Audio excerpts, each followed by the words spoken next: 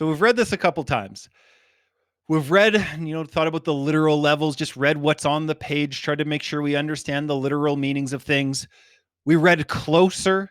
We looked for some of the structural components, how it was put together, what choices the author made while writing it. Now we're going to start thinking about this figurative level. We're going to start reading in between the lines. Part of this is just recognizing and noting the figurative language, recognizing the similes, the metaphors, the allusions, kind of picking them out, recognizing, noticing them, but not just saying, oh, that's a simile, that's personification. We're recognizing it and then thinking about what's its purpose?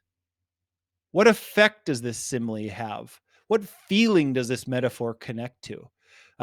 So the goal isn't just to identify, but to identify and think about what effect does it have? Why is it here? Another part can just be recognizing larger metaphors. A lot of poems can read as one larger metaphor. If we think back to Alice Dunbar Nelson's poem Hope, about the storm and the ship sinking and seeing a light on shore. Based on the title, I think the poem is a metaphor for hope. When you feel like you're sinking and you feel like the waves are crashing down on you, when things are hopeless, having a glimmer of hope is like seeing that light on the shore. So that whole poem could be read as a metaphor. But let's come back to this one, The Rider. I'll read it through another time. And as I'm reading through, you're thinking about what figurative language exists in here. So, a boy told me if he roller skated fast enough, his loneliness couldn't catch up to him. The best reason I ever heard for trying to be a champion. What I wonder tonight, pedaling hard down King William Street, is if it translates to bicycles. A victory. To leave your loneliness panting behind you on some street corner while you float free into a cloud of sudden azaleas, pink petals that have never felt loneliness, no matter how slowly they fell. Now, earlier, we did say the first half is more literal. I think we had a lot of literal understandings. Maybe this kid says loneliness couldn't catch up to me. I do think we could talk about that as personification, though. Like, does loneliness chase you? Does loneliness catch up to you? Even talking about loneliness that way, it happens a couple times in this poem, is personification. Like here, to leave your loneliness panting behind you on some street corner. If you're panting, it's like you're that out of breath.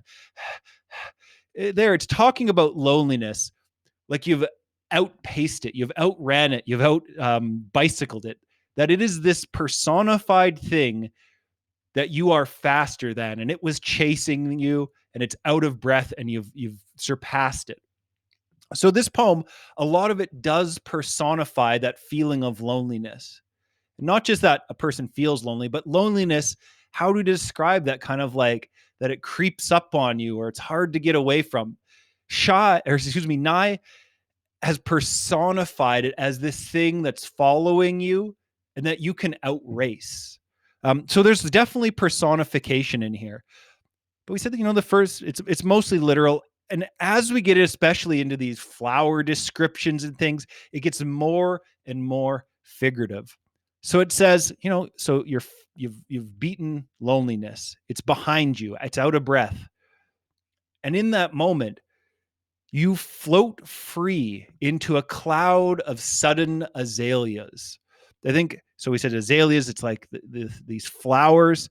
And it's this really interesting, beautiful image that like once you've beaten or outpaced loneliness, it's like you're free. You can float free of something. And it's like being in a cloud of sudden azaleas. A beautiful image. I can't say like exactly her meaning behind it, but to me, it has this really free feeling, that feeling of outpacing loneliness. It's like just flowers suddenly like bloom around you. And it's like this explosion of pink flowers around you.